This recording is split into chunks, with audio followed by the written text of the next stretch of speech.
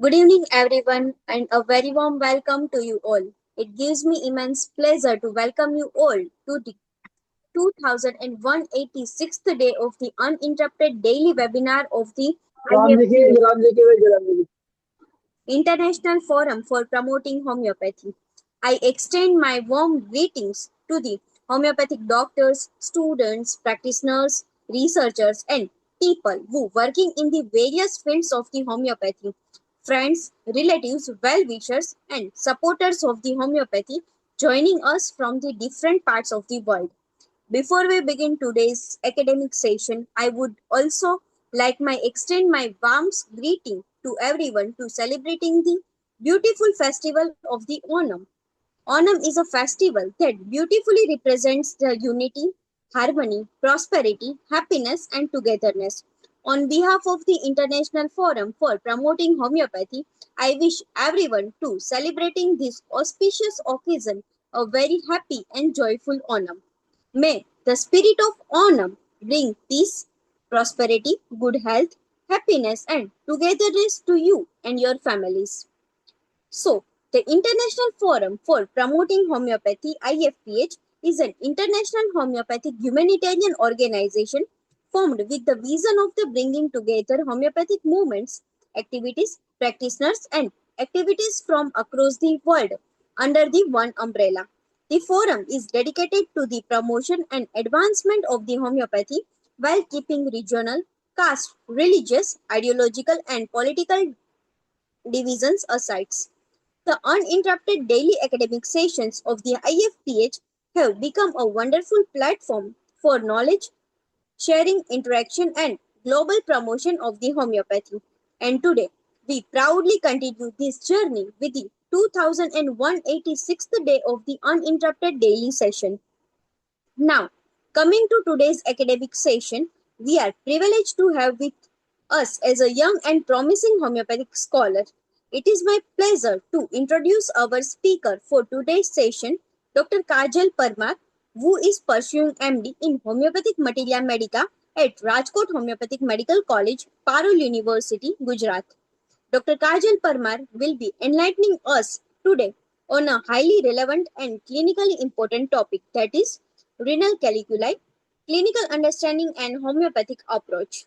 Renal calculi, commonly known as kidney stones, are an important clinical condition encountered in every medical and day-to-day practice. A comprehensive understanding of their clinical presentation, risk factors, diagnosis, complications, and appropriate management is essential for healthcare professionals.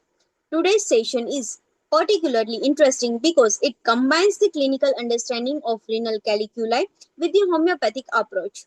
I am sure this session will provide us with a valuable academic insights and make today's discussion both informative and clinically both useful. Dr. Kajal, we are delighted to have with you us today and we look forward to learning from your presentation. So, without taking much of your valuable time, I would now like to invite our esteemed speaker, Dr. Kajal Parmar, to take over the session and enlighten us on renal calculi clinical understanding and homeopathic approach. Dr. Kajal, the platform is yours. Please begin. Please open your video and yes. Am I audible, sir? Yes. Thank you, ma'am, for introducing me. And good evening, all. And thank you, IFPH team, for giving me this opportunity to today's presentation. As I introduce, madam, myself, Dr. Kajal Parmar, PG Scholar, Department of the Homeopathic Materia Medica from Rajkot Homeopathic College, Parul University. Today's my topic is a renal calculi, clinical understanding, and homeopathic management. I share my slide. Everything is fine. You can make it big screen, full screen. Share option. Share option on the top. Slideshow. Put it top. You can see. Yes. Right.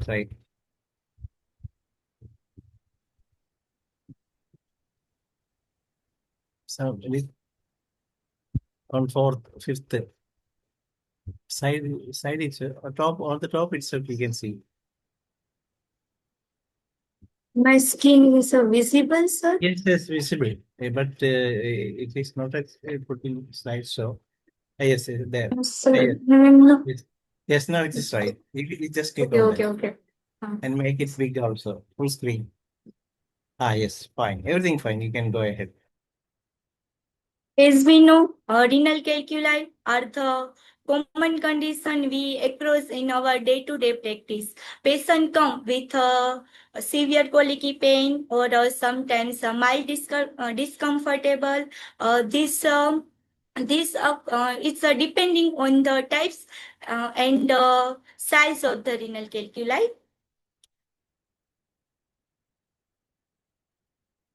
Now, what is objectives? To first to understand. One second.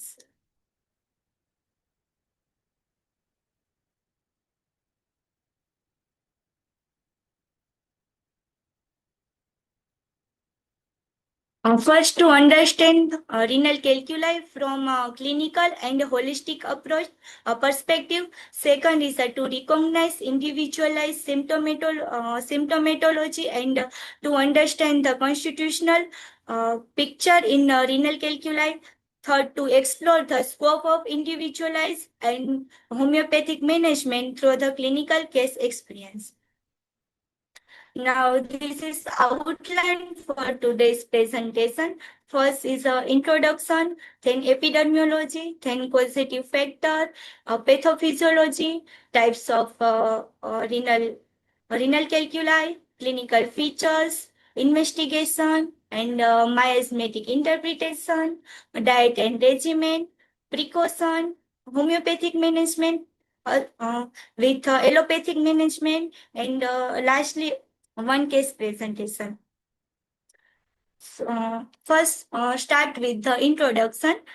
So, what is a renal calculi? Renal calculi are the common urological disorder. It's also called as a nephrolithiasis or urolithiasis. Renal stone are the small, hard minerals deposit that form inside your kidney. It's occur any part of your urinary tract from your kidney to your bladder. It's occur more frequently in men than in women, and it's rarely seen in the children. The peak age of developing stone is between the 30 to 15 years, but it occurs at any year. Recurrence is a common, and there is a familiar predisposition are also seen. Epidemiology. This disorder is also seen before the 4,800 year ago in old Egyptian mummy.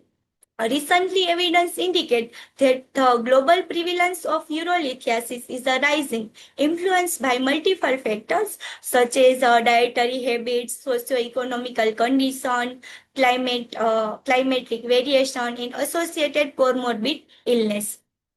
Recent research indicates that urolithiasis has increased over the past few decades in both developed and developing country. In developing country, there are mostly seen bladder calculi, then upper urethral tract calculi, and it's seen opposite to the developed country, in which the mostly seen upper urinary tract calculi, then the bladder calculi. It's a difference occurs due to dietary habits. In India, certain region, particularly North India and area in Maharashtra, Gujarat and Madhya Pradesh, considered as a high-risk stone belt zone. About 12% of people worldwide will experience urolithiasis at some point of their lives. In the world, the most common country is the prevalence of the renal calculi is first is China, then India, Russia, and United States.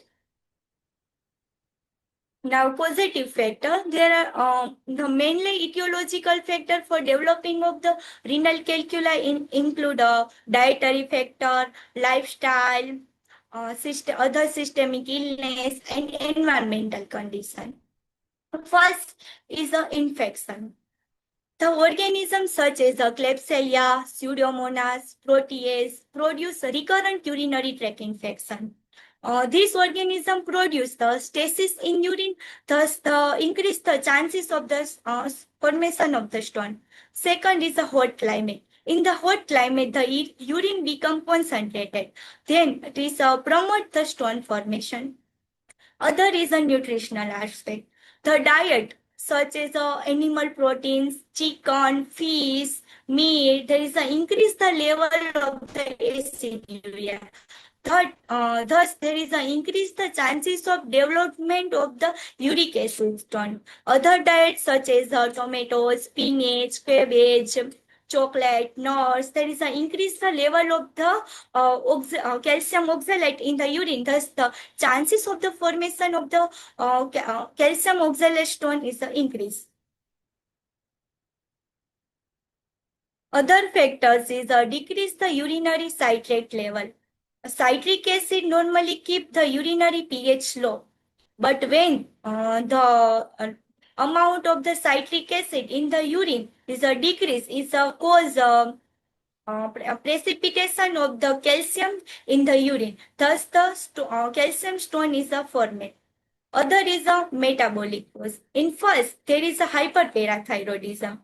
In the hyperparathyroidism, there is an increase the level of the parathyroid hormone. Thus, the parathyroid hormone mainly act on the bones. It's increase the level of the calcium in the blood. It's leading to hypercalciuria and the stone are formation. Other is a gout. In gout, there is an increase the level of the uric acid. It's increase the risk of the uric acid stone formation. Other is a prolonged immobilization or paralytic patient. It's a secretes the large amount of the calcium in the urine. Thus, there is a increase the chances of formation of the calcium stone. Other is a decrease the water intake. This is the most important positive factor for development of the stone. Low fluid intake cause concentrated urine. It's a promote stone formation. Other is a inadequate drainage of the urine. Condition like a horseshoe shaped kidney. In this condition, it's a most vulnerable condition to produce the stasis in urine. Thus, it's increase the chances of the development of the stone. Other is the Rendel's plaque. In Rendel's has suggested when there is any erosion or ulcers occurs in the tip of the renal papilla, it's promote the deposit of the calcium particles and thus the stone are formed. Now, coming to the pathophysiology. Now let's see the process of the stone formation. The process of the stone formation is not only single process. It's a gradually process. In first, the urine become concentrated. Normally, urine contains substances like calcium, oxalate, uric acid. These substances are normally dissolved in urine. But when the concentrated increase, these substances are not dissolved in the urine, and the amount of the water in the urine are the decrease. Thus, the urine become concentrated and saturated. Second step is the nucleation. Nucleation means beginning of the crystal formation. When urine become supersaturated, the stone formating substance like calcium, oxalate, and uric acid are come together and form a small crystals. These first tiny crystals form is act as a nidus or nucleus. Other step is next step is a crystal growth. In the urine, the crystals not remain small. There are the many stone formating substances are present. These like calcium oxalate, these substances are deposit on the surface of these crystals and stone become large gradually. The next step is a crystal aggregation. In the urine, there are not only one single crystals present. There are the many small crystals are present. These crystals now come together and form one large crystals. Now other step is the crystal cell interaction. Now this crystals is connect with the renal epithelium, the lining of the renal tubules. When there is any erosion or alteration occurs in this epithelial cell, it's make easier to the attach to the crystals. Now, the crystals is not floating in the urine. This crystal to attach to the renal epithelial cell.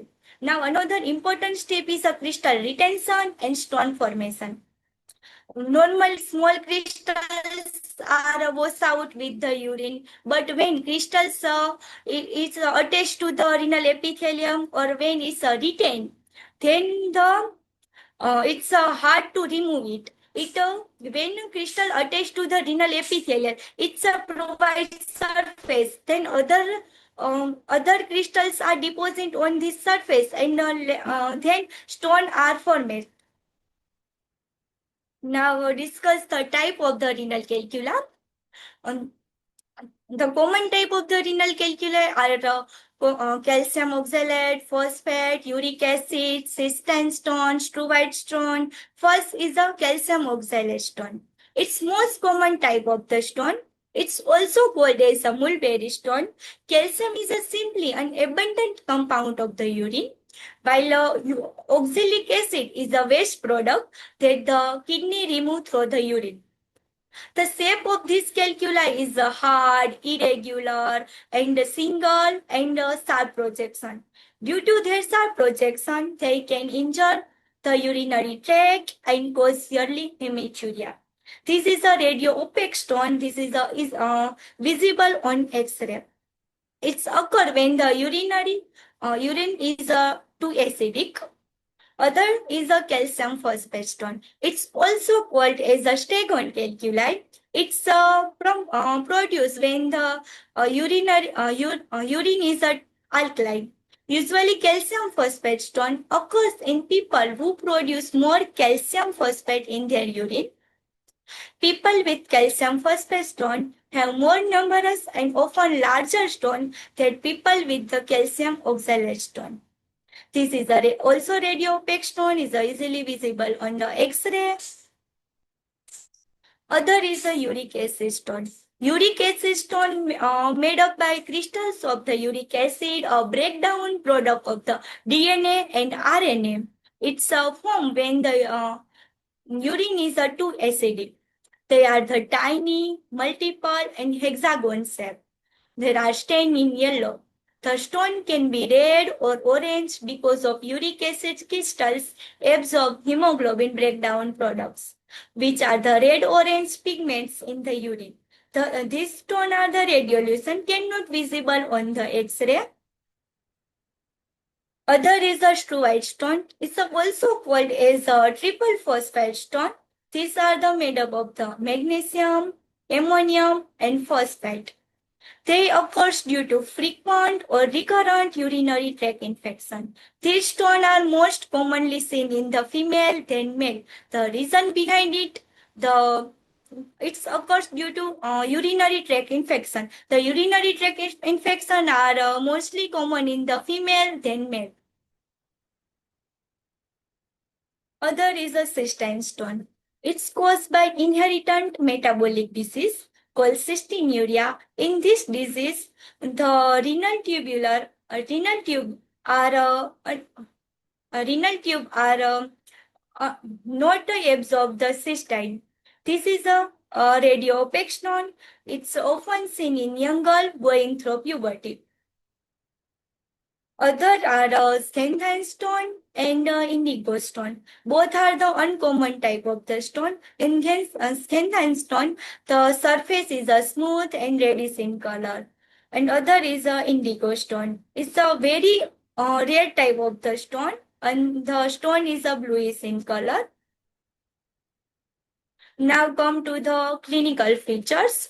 The stone are various in size, from small gravel calculi to large stegon calculi. Sometimes the stone remain asymptomatic, not seen any sign and symptoms, but it's accidentally detected. The clinical presentation for a patient with acute renal colic is a sudden severe pain originate in the flank and radiate to anteriorly. There is a frequently movement increase the pain. In renal calculi, our pain are mostly is a visceral pain due to the stretching, dilation, and spasm because of the urethral obstruction. 50% of patients with a renal colic also have nausea and vomiting. Fever can occur especially if there is associated infection. There is sometimes in blood in the urine. Tenderness is present over the renal angle. Often is noted. In some cases, there may be felt loin mass felt in the loin due to hydronephrosis. Now, location and characteristic of the pain. The pain are different according to their location. First is a uretropelvic junction. When the stone remain in the uretropelvic junction, the pain occurs is a severe, deep flank pain without radiating to the groin, may be associated with nausea, vomiting, suprapubic pain, or urinary frequency and urgency with dysuria, and bowel symptoms are also present. When stone is on upper uretral, there may be seen a radiate pain to flank or lumbar region. Mild uretral calculi, pain generally radiate anteriorly. Now, calculi is remain on distal uretral. Pain radiate into the groin and the testicles in the male and the labia majora in the woman. Stone into bladder, mainly this is asymptomatic, rarely associated with the positional urinary retention. Now, common site of ureteric obstruction. The ureter is a wide tube. It carries the urine from kidney to your bladder. The ureter feature three natural physiological narrowing seen frequently when there is a frequently obstructed stone.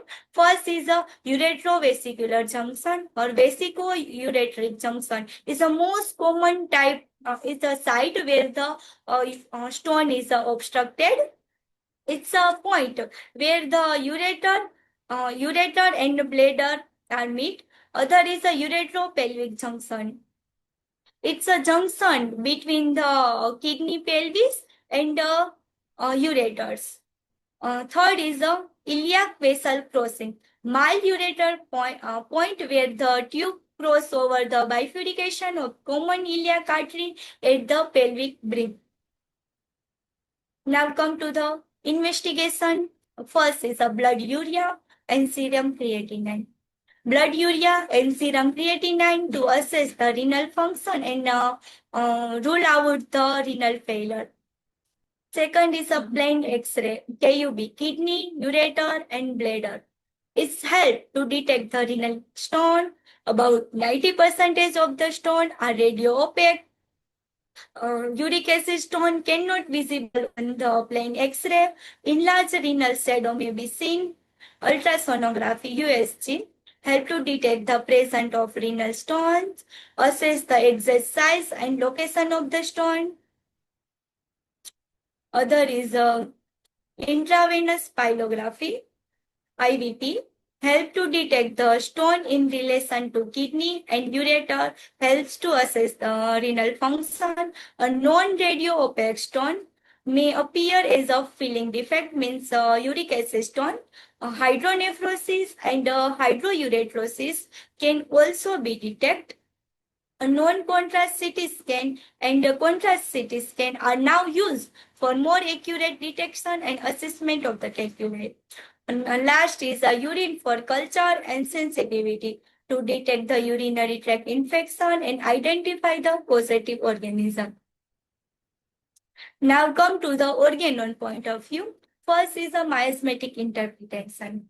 First is a soric miasm. The soric miasm is often reflected a functional disturbance without cause any pathological changes or without any destruction. Soric features may include early stage of the early stone formation, functional dysuria, burning pain relieved by warmth, anxiety about the health and futures. Soric case often respond to constitutional remedy when address early potential prevention structural pathology. Now, psychosis. In psychosis, strongly associated with the excessive accumulation, proliferation, and infiltration. Recurrent renal calculi, psychotic are frequently evident. First, there is seen the repeated stone formation, thick, turbid urine with sediment. There is a history of the suppressed discharge, concomitant metabolic disorder. Clinically, psychosis provide a compelling explanatory model for a tendency toward repeated calculi formation. Calculi with the pain, which are stitching and wandering in characters. Other child will scream while the passing urine is. Now, syphilitic. In syphilitic, represent destructive and degenerative pathology. In advanced or complicated case of renal calculi, syphilitic feature manifested as a structural kidney damage or hydronephrosis, severe colicky pain, tissue breakdown, progress, loss of renal function. Such case often be prescribed anti-syphilitic remedies as a part of comprehensive constitutional approach. Now, tubercular miasm, recurrent, intermittent, and periodical spasm and hematuria. Now come to the dietary advice.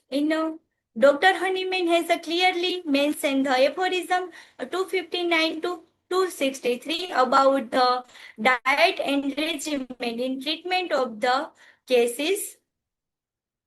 First, dietary. Drink plenty of water, aim for 2.5 to 3 liter per day, enough to maintain a good urinary output. Second is restrict sodium intake. Avoid excessive animal proteins such as red meat, chicken, fish. For oxalate stone, limit the oxalate-rich foods such as chocolate, spinach, cabbage, tomatoes, and nuts. Maintain normal dietary calcium intake. Routine calcium restriction is not advised. Avoid all cola beverage.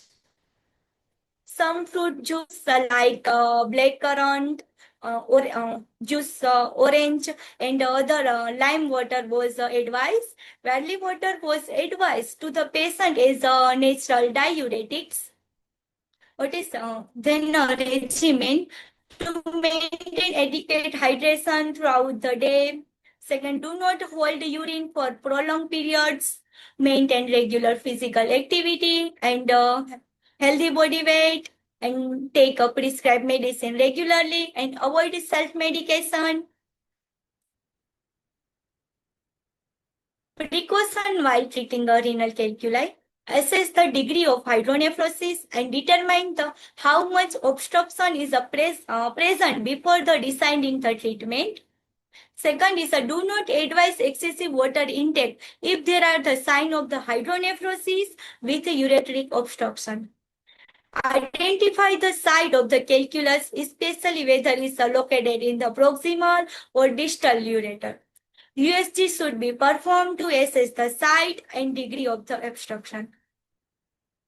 Now, allopathic management. In immediately management, we prescribe the IV fluid for maintain hydration, antiemetic for nausea and vomiting, and analgesic given for pain relief. Now, surgical intervention is homeopathy, we also having the knowledge about the surgery or intervention management, but sometimes the patient come with the Stegon calculi, which is a limitation of our. So first is extracorporeal shock wave lithotripsy. Lithotripsy is indicate when the size of the calculi are 20 mm or the calculi are present in the upper or middle pole.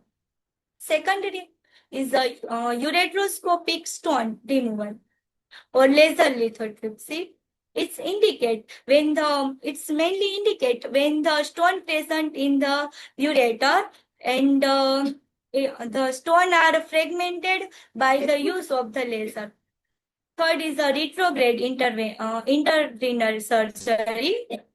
It's indicate when the extracorporeal shockwave lithotripsy is contraindicate and the stone remain in lower pole.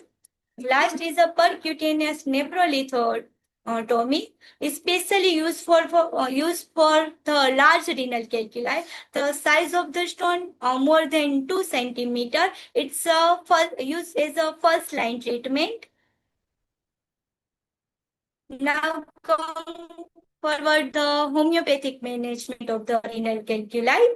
Homeopathy has a great scope for treating renal calculi as acute colic as well as in the chronic cases. In acute colic, we prescribe the remedies such as aconite, belladonna, megphos, diascoria, colocin, tabecum, nux vomica. When there is a burning micturition and a frequency are present, we prescribe the remedies such as apis, cannabis, sativa, and cantharis. In homeopathy, we also prescribe the mother tincture while treating the renal calculi. The mother tincture mainly Berberis vulgaris, hydrangea, Apijari pens, and osimum. In for recurrent of the stone and permanent cure, we prescribe the constitutional remedies such as calcarea, pulsatilla, sepia, nux vomica, lycopodium, etc. Now we see the details therapeutics. First is the uaursi, frequently urging with severe spasm of the bladder, burning, tearing pain, urine contain blood, pus, and much tenacious mucus within large masses, involuntary green urine, painful dysuria. Second remedy is a Pareria braga, a black, bloody, thick mucus urine, constant urging, great staining, renal colic, pain down to thigh during effort to urinate, can emit only urine only when he goes on his knee and pressing the head firmly against the floor, dribbling after micturition present. Other is the epicary pains, chronic cystitis with dysuria, tenesmus after micturition, mucopus and uric acid deposit, gravel and renal calculi. Fine sand in the urine of brown color. Now, hydrangea is also called as a stone break remedy, a remedy for gravel with profuse deposit of the white amphosphate salt in the urine, useful in a calculus, bloody urine, pain in the lumbar region, dizziness, and oppression of the chest, burning in the urethra while frequently desire to urinate, urine is hard to start, heavy deposit of the mucus. Other is the coccus cacti, urging to urinate, brick red sediment, urinary calculi, hematuria, pain from kidney to bladder, dysuria. Other remedy is a hedioma, red sand in the urine, pain along ureters, frequently urging, cutting pain, pain along the left ureter, dragging pain from kidney to bladder.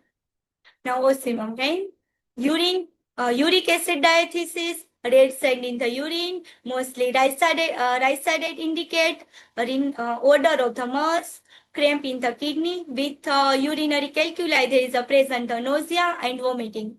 Other remedy is the lithium carb.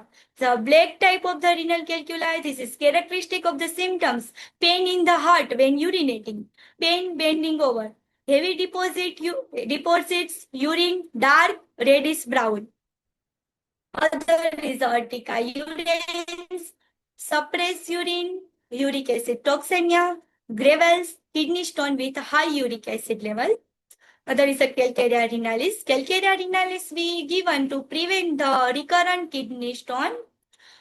Calcium oxalate calculi, gravel in the urine, burning and painful urination, hematuria associated with calculi, metabolic disturbance involve the calcium deposit.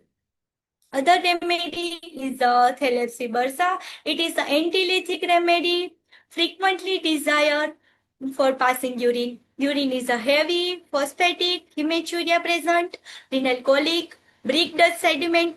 Urine run away like little jets, often replace the use of the catheter. The other remedy like Solidago, Sabal Sarulata, we use as a homeopathic catheter.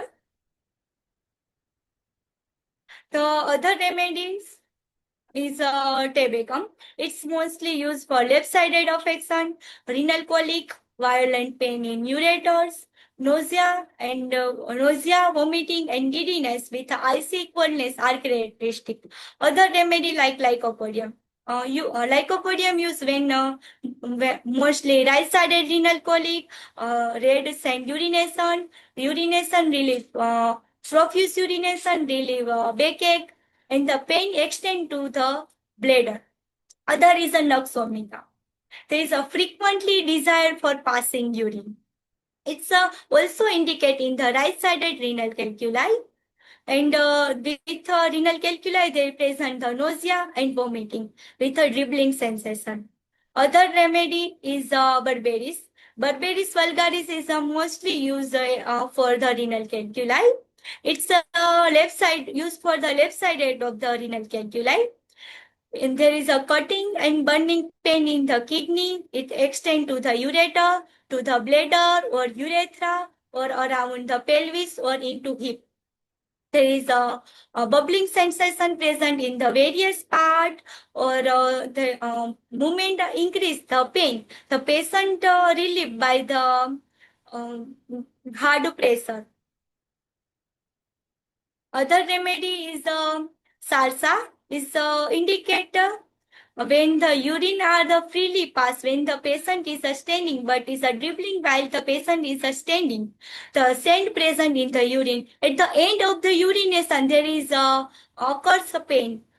Child's cry before and after passing of the urine. There is a burning micturition present. Other remedy is cantharis. There is a frequently urging to passing urine. And there is a burning and cutting pain before, during, and after micturition. There is a kidney region is a very sensitive to touch. Patient is thirsty but unable to drink water. Now come to the most important topic for today presentation is a case presentation. The 39-year-old male, unmarried, address Rajkot, is a businessman. History of the patient illness. The patient was appropriately healthy until 2 months ago. Then he suddenly developed unbearable pain. The pain was radiating from the back to front. He has experienced occasionally hematuria. The pain aggravates in the morning or during rainy weather. Relieved by taking analgesic. He experienced nausea and vomiting during the episode of the renal calculi. This is the LSMC form. Location, genitourinary system, right-sided, since 2 months. Sensation, unbearable pain, radiating from back to front in right-sided, hematuria occasionally present, and nausea and vomiting. Modality, pains aggravate while the morning and rainy weather, and relieved by analgesic. In a past history, there is present insomnia since childhood. Patient taking allopathic medicine but cannot improve. Second is a ringworm. Occurs in 2023. Taken homeopathic remedy, patient is cured. Other is a patient having a history of the recurrent urinary stone. The last stone occurs in the 2025. The right-sided 9 mm and left-sided 4 mm. Taken Ayurvedic medicine. Now physical journals. They're having no any specific desire. It's a aversion to rice. A patient cannot like to see the rice. And second is the sweet. Patient cannot taste the sweet last 15 years. Appetite normals. Thirst is 5 to 6 liter per day. Excessive thirst, urine passing urine 6 to 7 times per day. Hematuria is occasionally present. Stool satisfactory, pass 1 time per day. Thermally patient is hot. Perspiration is a whole body and staining. Linen and salty smelling. Sleep is a disturbed since childhood. Dreams about the death of family and society member, which say come true after 2 or 3 days, and something will happen. Addiction is a tea. Now mental symptoms. Sleep disturbed due to persist tension, financial stress following business loss during COVID-19, income has decreased since the COVID-19 pandemic, prefer to complete his work before attending to other activities. Even on Sunday, if any work is pending, he prefer to complete it first. Patient is ambitious, take a decision independently, does not like to depend on others, gets angry over small matters, get irritated when disturbed while working, find difficulty to control anger once angry, express anger openly in front of the person concerned, fear of the animals, and patient is obstinate. A family history, mother having hypertension and sciatica is alive. Father having diabetes mellitus is alive. And brother is healthy, having no any complaint. It's alive. Diagnosis renal calculi. This is ICD-11 code. Now the analysis and evolution of the symptoms. Mental generals, angry on small trifles, +2. Decisive and headstrong, +3. Fear of animals, +3. Sleeplessness, +3. Dreams of clairvoyance, +3. Ambitious, +3. Physical generals is thus excessive, +3. Aversion to rice, sweet, +3. Perspiration profuse, staining, +2. And pain with nausea and vomiting, +2. Now physical particular. Colic radiating pain from back to front, +3. Hematuria, +1. And pain aggravate wet weather and morning, +3. Now totality of the symptoms. Angry on small trifles. Decisive, headstrong, ambitious, fear of animals, sleeplessness, clairvoyant dreams, excessive thirst, aversion to rice and sweets, profuse staining perspiration, pain with nausea and vomiting, renal colic, aggravate in the morning and wet weather, and a history of the recurrent renal stone. This is the report in which right-sided in mild hydronephrosis and hydrouria due to the stone is a 6.6 into 6 mm. It's upper to 10 centimeter upper to the VUJ junction, and the other stone is 8.9 mm.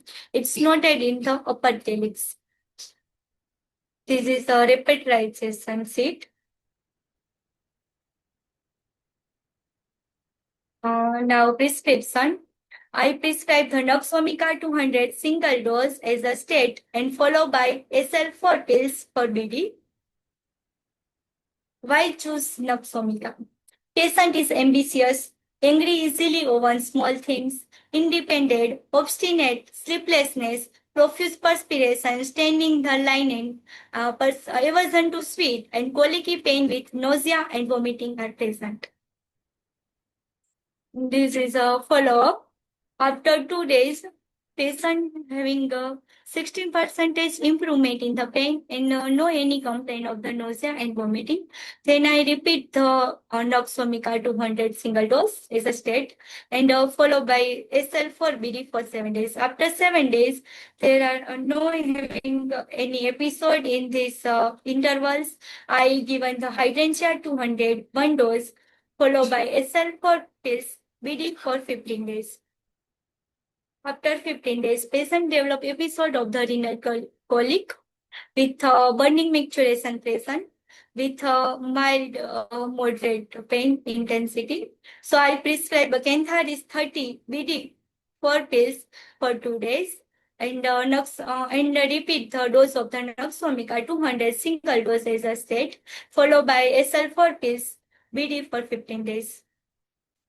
After 15 days, patient again saw improvement, having no any complaints. I again given the hydrangea 200 one dose of, and followed by SL for pills for BD.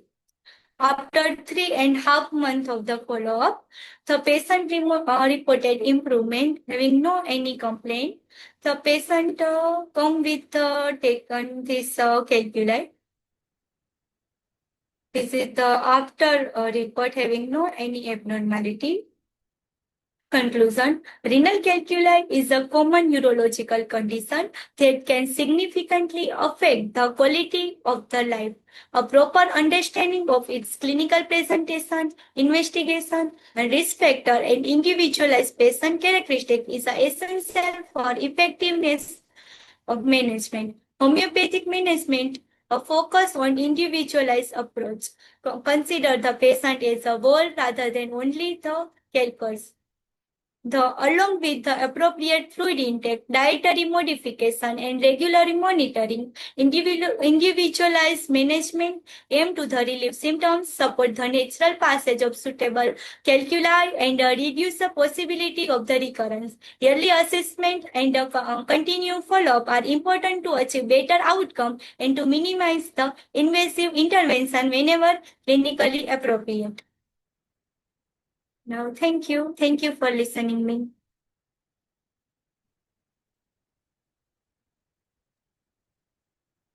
Thank you very much, Dr. Kajal, for your beautiful presentation. Now we'll move forward for question and answer session. Yes, Is there any questions? yes, Dr. Kajal Parmar, it was really a very good session, and your case was also a very good one.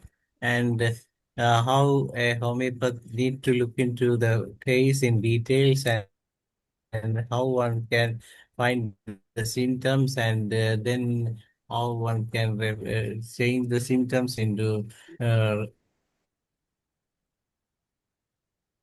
rubric and thereafter you got the medicine as hydrangea and it works for me, it works for you also. Not that this is how a typical classical homeopathic doctor need to work.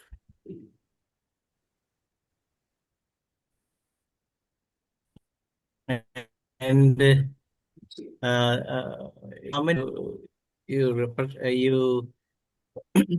just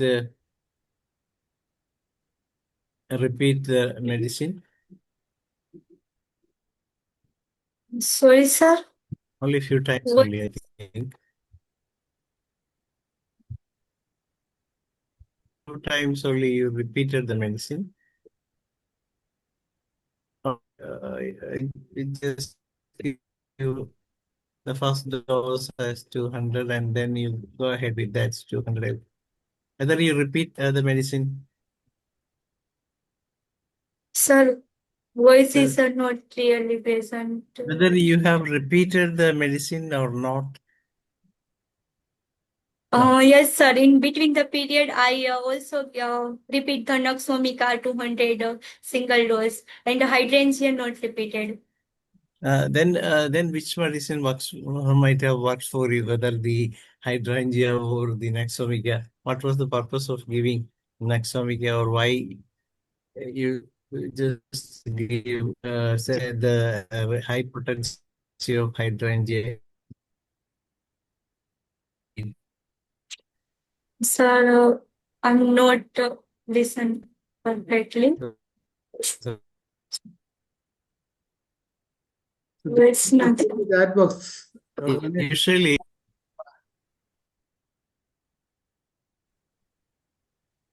okay, no problem, no problem. Don't worry. Anyway, you got the result. That's why. That's what.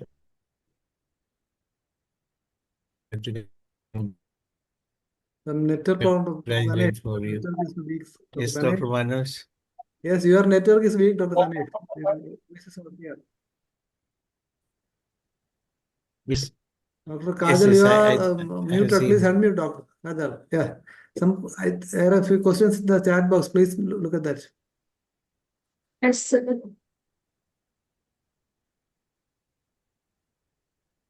One is asking about your telephone Thank number. you, sir. Yes, another one is, why did you give hydrangea? That's another question. Hydrangea are given because of the stone breakers. It's act as a stone breaker remedy. So the size of the stone is large. Then I prescribe the hydrangea. Okay, what about the prevalence of this condition in all over the world as well as in your place? The prevalence as well as incidence of this renal calculus diseases. Sorry, sir. I The, cannot listen perfectly. Please message one the text. prevalence, how many patients or how much patients are affected with this condition? That's my question. Sir, please message, not understand. Yeah, our network problem. Okay. The Yes, network yes, issue. yes, yes. Yes, Dr. Karnagar, do you want to talk? You can make your own comment. It is better to make some comments. Yeah. Because That's very nice, doctor. You are sticking to that one. But in one point, at one particular point, no symptoms can felt in patient, but you have to repeat hydrangea 200. Why you have to repeat without any symptoms, patient on comfortable position, doctor? Is there any reason to repeat, or why you didn't give ornament potency after instead of next omega? That was the question. Can you hear me now? Yes, sir, for stone breakers, that's why I prescribe the hydrangea. And Yes, I prescribe only 2 doses for breaking the stone. yes, doctor. What you have to follow is right procedure, no problem at all. You said clearly no symptoms after Naxwamika, no symptoms can felt in the patient. He is feel are comfortable. Again, you have to repeat hydrangea 200 without taking or monitoring the existing stone is there or not, one point. And another point is generally, as per guidelines of Hahnemann, hydrangea or perirabeva, they have used in mother tincture forms. Why? Because the renal stones is a structural change and physiological doses are worked very well. I like that. What is your behind motto to prescribe higher potencies of hydrangea? Yes, hydrangea is a stone cutter, very nice. But whenever you want to stone cut, lower potencies are better as per guidelines. But what is your motto or your ideology behind prescribing 200 potency of hydrangea? Because of the size of the stone is larger. So Usually,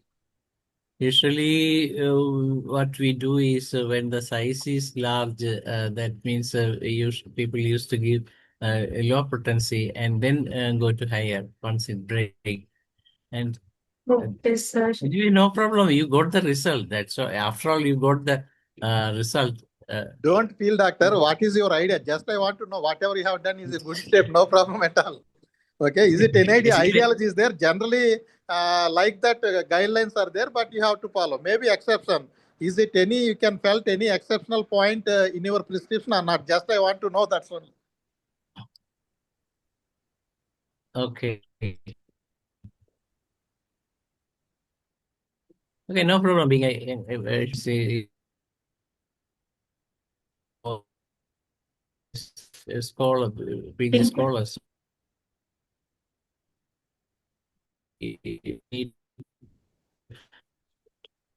Uh, Walk in that way. Take home to us. Yes, Dr. Bob. Dr. Bob, you can speak. Oh, yeah. Thank you, Dr. Danesh. I think Dr. Kajal Parmar has done a very good job in this presentation tonight. She has covered the basic of anatomy, pathology, and pathophysiology. Then until she has mentioned the mysium, psychotic, and all this, and the various remedy, and that is something for us to pound upon, especially hydrangea, and why she give hydrangea. I think we have to have more cases and more case sharing that we can uh, go to more individualization, and that's how we treat renal calculi. And she mentioned about the type of stone, the large and small. I think that is also a good approach and idea. Yeah, if you have all the details, I think we can have more statistic and base our treatment even better when we compare notes like this. Thank you very much, Dr. Kajal Parmar. I'm from Malaysia. Thank you very much. Yes. Over to Dr. Ram to say a few words, and then you can say vote of thanks to the session also. Thank you, Dr. Ganesh, Dr. Manoj sir and Gauri sir. Namaskar, Dr. Kajal Parmar. Very nice presentation. Renal College. Of symptoms according to correct remedy and test presentation next week. Good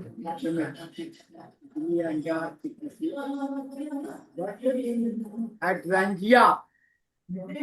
Hydrangea is select according to therapeutic. Yeah, recurrent renal colic. Renal colic is the best remedy is hydrangea. Hydrangea. Also, it's a very good power. The current constitutional remedy, constitutional is the Nafika is the constitutional remedy, and according to symptom, hydrangea is the dose of the very good select remedy. Very, very thanks, Dr. Kajal Parmar, and behalf of IFPH, whole team, very, very thanks. Thank you. Thank you, sir. Yes, Ringal, you can conclude the session. Yes. Thank you so much, Dr. Kajal, for that informative and insightful presentation. Your presentation has given us a valuable understanding of renal calculi from both clinical and homeopathic perspective. The systematic approach and the points discussion by you will certainly be useful for the students, practitioners, and everyone interested in homeopathic clinical practice. On behalf of the International Forum for Promoting Homeopathy, IFPH, I sincerely appreciate your time, effort, and contribution to today's academic session.